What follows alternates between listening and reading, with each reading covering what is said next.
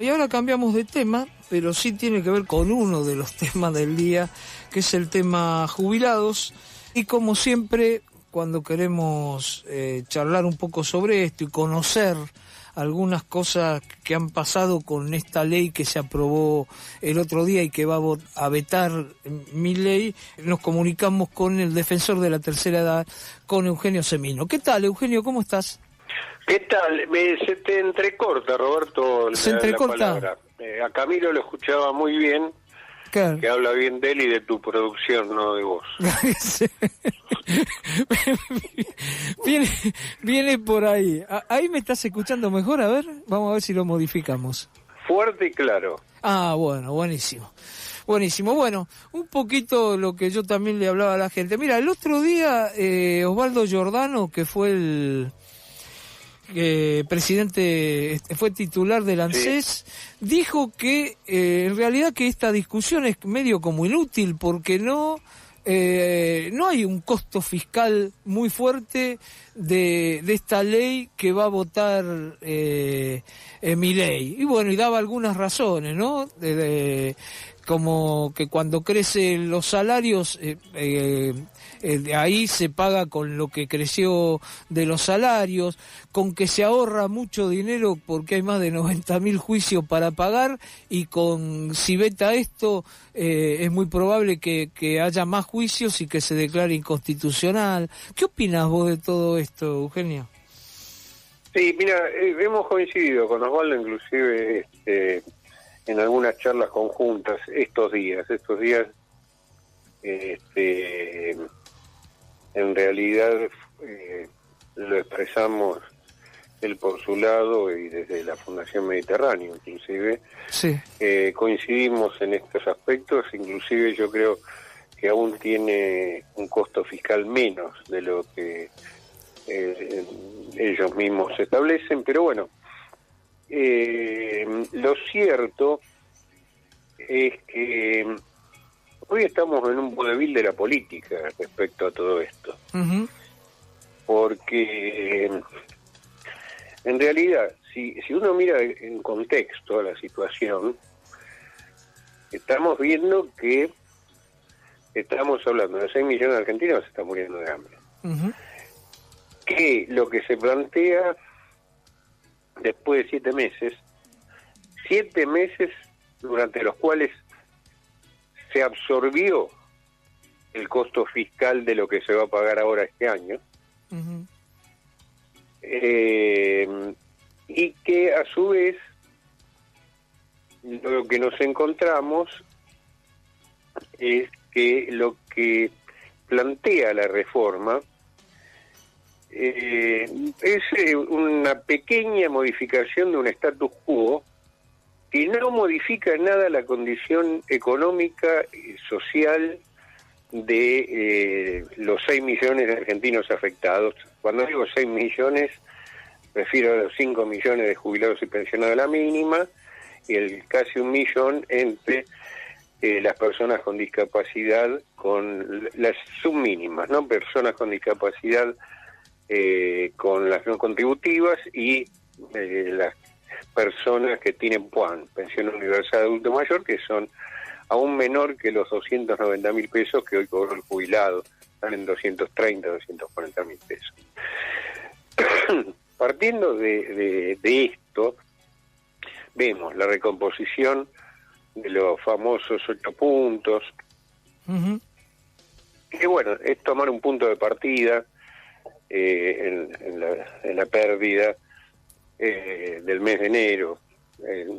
Nunca existió, es decir, es subjetivo porque se le ponen puntos de corte que no tienen que ver con la realidad de la gente y sus beneficios. Porque se habla de la inflación de enero, nunca existieron los 25 puntos de diciembre, menos aún la devaluación del 118% del 12-13 de diciembre.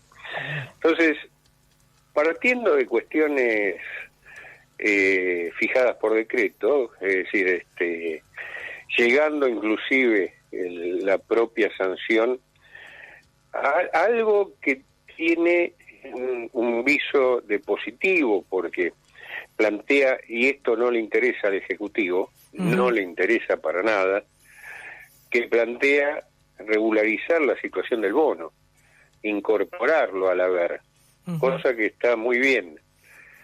Se acordaron después de 2 años y 2 meses. Y la absorción que se haría de ese bono sería de 70.000 pesos, que es la misma suma después de 7 meses que el mes de marzo. Claro. Vale decir que se desconocen una cantidad de cosas como si no hubieran pasado. Yo me hubiese sentido mucho más tranquilo si se hubiese dicho, miren, pasó todo esto, lo que podemos llegar a reconocer es esto, que es mucho menos de todo esto que pasó, es el 10%, pero es hasta donde podemos llegar. Te decía, el bono me parece importante la incorporación, es un despropósito, es un absurdo, un grotesco lo que se vino haciendo, pero a su vez, por eso no se lo menciona en términos de las razones de veto, pero pucha, Caputo está regulando lo que quiere pagar al sistema desde que pone o no pone con el bono. Claro.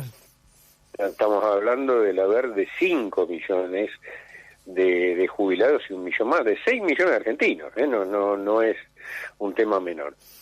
Tema 2, la otra cosa positiva es que no se queda meramente con el reajuste de movilidad por IPC, que es lo que, si bien ratifica, le incorpora algo que también el Ejecutivo desconoce y no quiere, que es que cuando exista una variación del salario del trabajador activo, el RIPTE es el indicador que se usa, respecto a IPC, hay una corrección al mes de marzo, si hasta un 50% en esa diferencia que puede haber entre salarios y IPC. Esto es muy importante porque IPC solo, como pretende el Ejecutivo,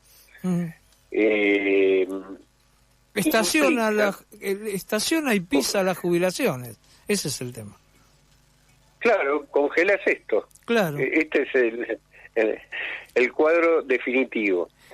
Y vos fijate que ahí, y en esto coincidimos con Giordano, con Ismael, con los quienes lo hemos conversado, sí. Cuando se da la hipótesis de que puedan mejorar los salarios reales de los activos, está en relación con que puede haber una mejora en la economía, una activación en la economía.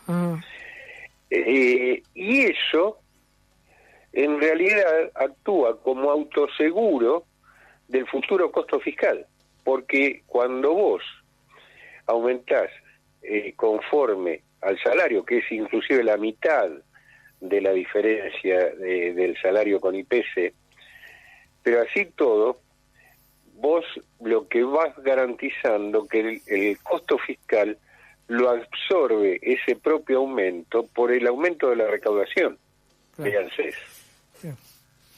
Ahora, sí, ahora... lo pagan aportes y contribuciones, la diferencia. Exactamente, claro, de los trabajadores que están en blanco, ¿no? De la parte que están en blanco. Exactamente. Ahora, vos fíjate, porque es un tema y se han arreglado... Lo que uno ve así, y no sé si vos ves lo mismo, yo lo que veo es, Macri pensaba que no iba a haber más inflación, entonces dijo, lo ato por inflación. Le salió mal, sí. Y hubo inflación, entonces el salario iba a aumentar porque la inflación era Macri el 55, el otro año el 100, y bueno, todo lo que fue pasando. Alberto Fernández, cuando llega, dice... va a haber inflación con nosotros, entonces pongo una fórmula donde no tenga nada que ver la inflación. Y mandan a los jubilados hasta cobrar 1/3 de lo que ganaban, hasta 1/3. Así es. Fue una barbaridad. Ahora viene Milei y dice, claro, yo lo hago solo porque no va a haber inflación, esta es su idea. Y entonces estamos siempre, es decir, siempre ellos van eligiendo lo peor, porque si hoy en este momento creo que ponen en septiembre la fórmula anterior, creo que daría más porque la inflación fue muy baja, ¿o me equivoco? Claro, no, es así. Es una así. trampa la que... Por eso, sí. por eso se demoró el tratamiento en diputados, en el Senado, para evitar el factor empalme de lo que iba a pasar post-julio, que era el eslabón que establecía el decreto vigente. Claro. ¿Entendés? Entonces, pero bueno, ¿sabés a qué estamos asistiendo este vodevil? Sí. Yo lo escribí en un artículo en un periódico esta semana. Cada gobierno se fija su propia movilidad. Claro. Vos estabas hablando de 3 administraciones, incluida esta, pero te agrego 4. Es decir, en 4 administraciones, supuestamente distintos, signo político, ideológico, lo que se quiera, cada uno de los gobiernos fijó su propia fórmula. Uh-huh. Es un disparate. Claro, porque ahí también podemos ir al veto de Cristina cuando era la fórmula que había obligado la Corte, ¿no? Por el caso Badaro, y ahí también lo vetaron. Es decir, siempre están buscando la forma de pagar menos, eso es lo que uno ve.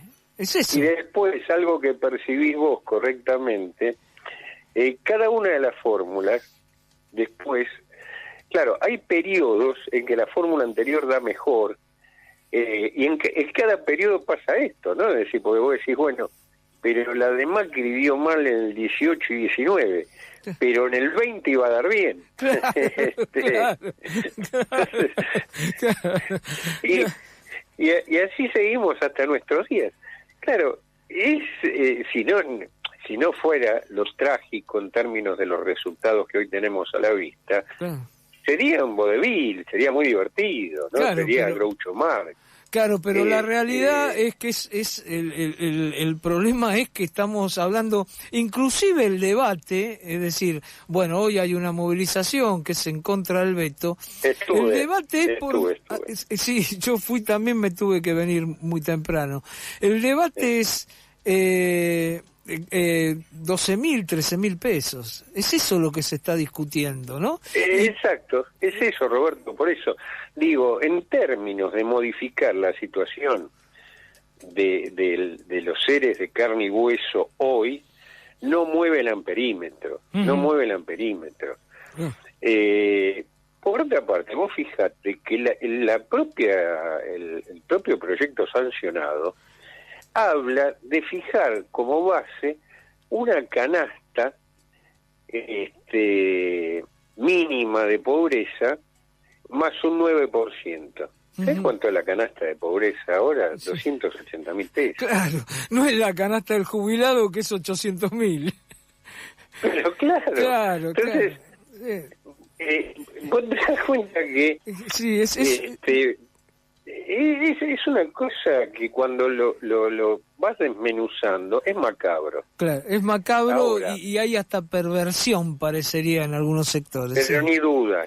Mirá, ayer estuve con un miembro de la Corte. Sí. Por otro motivo, porque hay un congreso mundial sobre cuidados y maltrato al adulto mayor, y bueno, nos tocó compartir la apertura. Y bueno, luego del inicio del Congreso y ese tipo de cosas, estuve hablando informalmente con él. Y le digo, mire, la sentencia firme no se paga. Y dice, mire, nosotros ya fijamos astraintes, intimación, sanción para los funcionarios.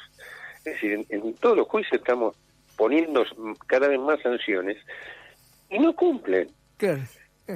Directamente no se pagan. Dice, pero le doy otra noticia peor. dice, ahora están las que están en espera, que ya están firmes y tienen que ser pagas. Pero nosotros tenemos en este momento en la Corte 60.000 juicios más para fallar. Claro. No tenemos ni la posibilidad operativa de fallarlos, pero de tenerla tampoco los van a pagar. Claro. Los pagarían menos. Claro. Entonces, me lo planteaba como una contradicción, ¿eh? No, Sí, sí. Es decir, como algo, una paradoja, ¿no? No hay salida, ¿no? Claro. Más allá de lo que diga la ley. Claro, claro. ¿Cómo se tendría que...? Porque la ley de cumplimiento de sentencia no tiene nada que ver con esto. Existe desde el principio de los tiempos. Claro, claro. Sí, creo que son 120 días hábiles. Del juez Salomón para acá, ¿no? Que las sentencias se tendrían que resolver 120 días hábiles después de la sentencia firme. Eugenio, para terminar, te quería hacer una consulta. ¿Cómo está el tema del PAMI? Ahora te cuento lo de los medicamentos. Simplemente para cerrar el comentario anterior, sí. A pesar de todo, es un disparate el veto. Porque es un pasito, por lo menos, claro, en algunas cosas positivas. Sí, parece una perversión lo que decíamos antes, ¿no? Es algo perverso. Sí. Esto no me cuesta nada, pero te lo veto igual porque yo soy... Bueno, por estas características que tiene este hombre, ¿no? Sí. No, igual hay una cosa de lo cual nadie habla, y ahora vamos a los medicamentos de PAMI, de lo cual nadie habla, que es que el veto tiene que estar fundado. Claro. Entonces quiero ver cómo es la fundamentación para decirle que aquel que se está muriendo de hambre o que está bajo la línea de pobreza no se le va a dar un peso más, ¿no? Claro. Bueno, esto después veremos. En términos de lo que hoy está surgiendo, tenemos un lío por todos lados en el sistema de salud.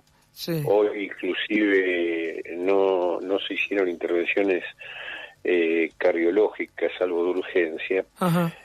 Porque no hay kit stents, no se pueden hacer angioplastías y demás. Pero en términos de PAMI estrictamente y de las obras sociales, primer problema con los medicamentos. Hay medicamentos que salen de prescripción médica, pasan a ser de venta libre, cosa que por otra parte desde los sanitarios es un disparate. Total. Porque no hay seguimiento, no hay medicamento, no hay nada que nos metamos adentro del organismo que sea inocuo. Claro. Entonces, por ejemplo, salieron todos los omeprazoles. Desde el punto de vista médico es un disparate, porque tiene consecuencias usarlos indefinidamente y alocadamente.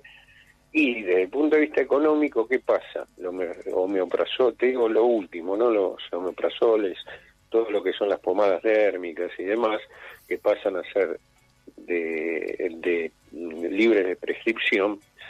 Lo que pasa con los beneficiarios de PAMI, lo que ya está pasando, es que aún comprándolos con el descuento que les corresponde por PAMI, les son mucho más caros que antes.